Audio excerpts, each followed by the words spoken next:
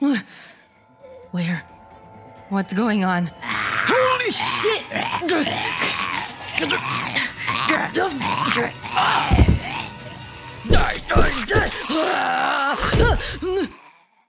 That's the last time I'm going out with Hex. Good thing I made the right choice otherwise. We won't have another Gaming Backlog episode. It's me again, Beena. Since it's spooky season, we thought it would be fitting to talk about.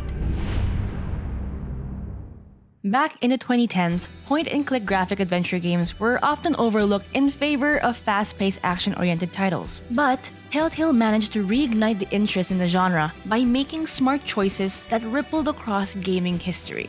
Telltale's The Walking Dead, particularly its first season, became a household name and the poster child for the graphic adventure genre in modern gaming. And dare I say, the best one in the genre?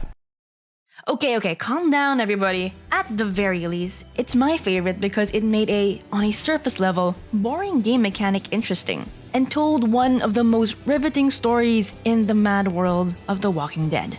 In case some of you have still yet to play a 12-year-old game, some spoilers ahead. The first season follows Lee Everett, a convicted criminal on his way to prison just as the apocalypse starts. After narrowly escaping the walkers, Lee meets a young girl named Clementine. Out of options, Lee makes a promise to look after her as they travel to look for a haven with other survivors they meet along the way. Like the comic and TV show, Telltale continued to tell the themes of survival, humanity, and death, which the game is not short of, but we'll get to that later.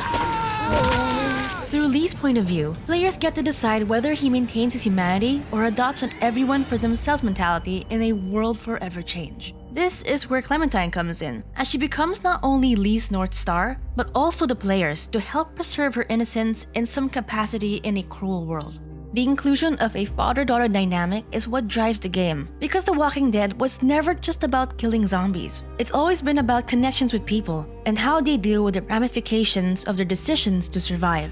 Robert Kirkman, the creator of The Walking Dead, described the franchise as an emotional story, and the ultimate goal is always to see if I can make readers cry.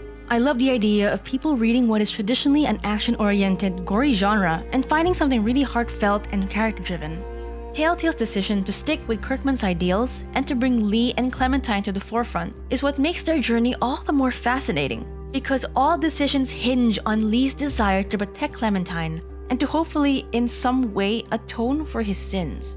One of Telltale's best achievements is seamlessly influencing their story with gameplay. Point-and-click games get a bad rep for being boring, but having players determine how the story goes has lasting impressions that can still be felt until the next game, much like the Mass Effect series. The biggest difference, however, is that The Walking Dead doesn't have a good or evil scale. It instead has ambiguous effects that can affect how NPCs view Lee, and the devs made sure of it.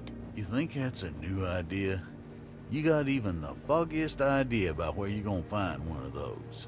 Telltale co-founder Kevin Bruner spoke with Giant Bomb back in 2012 saying, "You don't want to use words like best because you want people to struggle with these decisions and not feel like there's a right or wrong." Incorporating this philosophy was a smart choice as it poses a challenge and a sense of agency to the players. For instance, rationing the food to other survivors could make or break the team dynamic that determines the direction of the story. Siding with one member of your group, at the very worst outcome of anything, can even lead to the death of another member, even if you meant well with your decision.